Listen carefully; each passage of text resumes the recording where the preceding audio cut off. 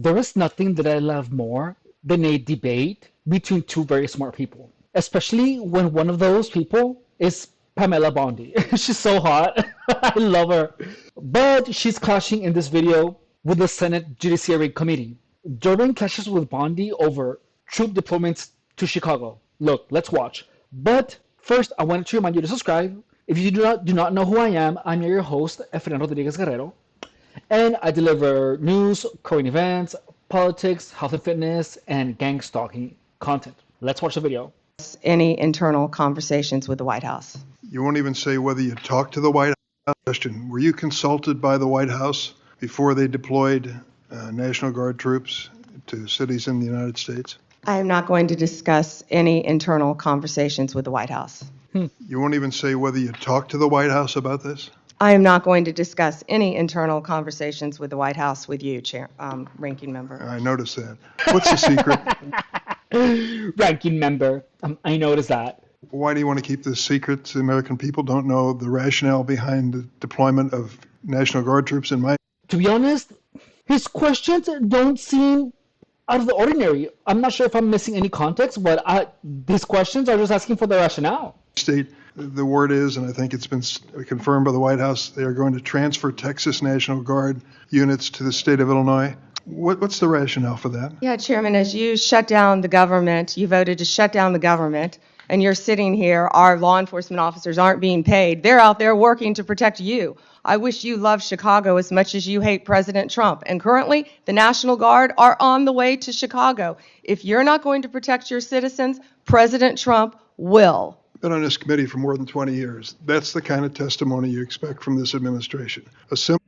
I feel that she has been doing that for the whole shutdown. You know what I mean? Not giving an inch. Whole question as to whether or not they had a legal rationale for deploying National Guard troops becomes grounds for a personal attack. I think it's a legitimate question. It's my responsibility. She refuses to answer as to whether she had any conversation with the White House about deploying national troops to my state. That's an indication, I'm afraid, where we are politically in this place. Let me ask you another question.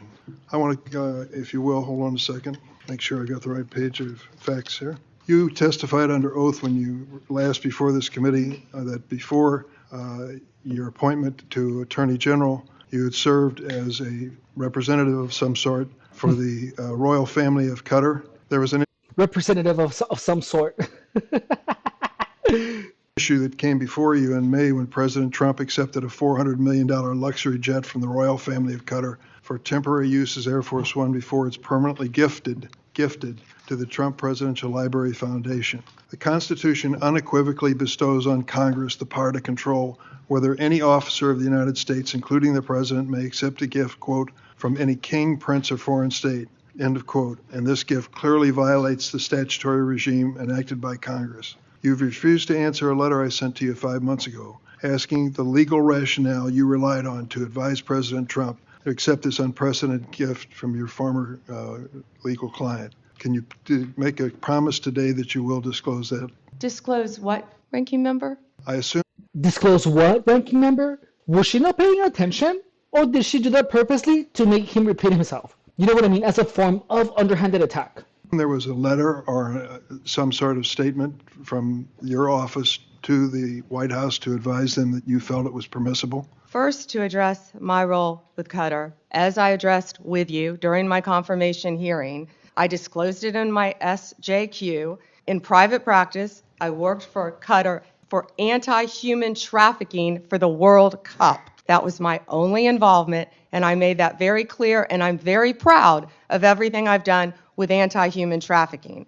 Obviously, in preparing any advice for the President on a jet or anything else, we consult with the Office of Legal Counsel. The confidentiality applies to their input as well. And Chairman, if you would approve and vote to approve, as Chairman Grassley said, Ranking Member, as Chairman Grassley said, my employees, we would answer your letters a lot faster, yet you're stalling them at every stop. And to go back to your previous question, your city has a murder rate 5 times higher than New York's. 571 homicides last year. If you were serious about protecting your people, you would be asking this administration for help. You're saying that we're coming into your state and your city. We're there to help make America safe and Illinois safe, whether or not you want to. I believe cutting federal grant programs to law enforcement in my state and across the nation does not make us any safer, and you've done just that.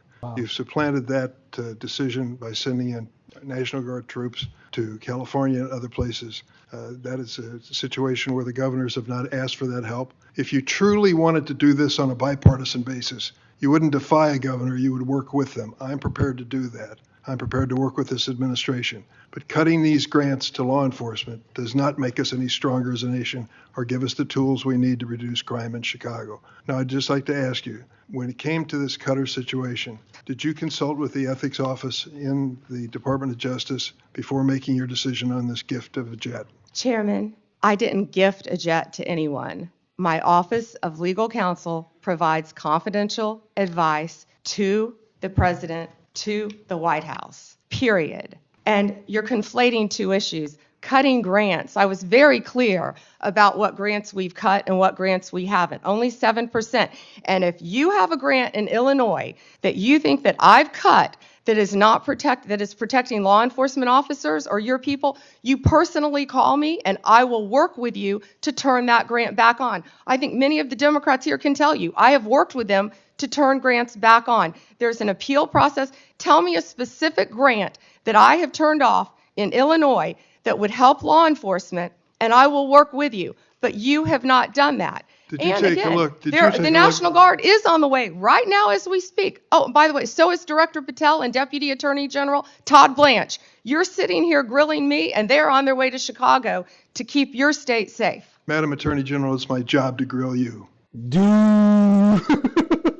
Wasn't that so good? Oh my god, that was amazing. That was just like, oh, wow. Oh my god. Definitely subscribe. Thank you for watching. Bye.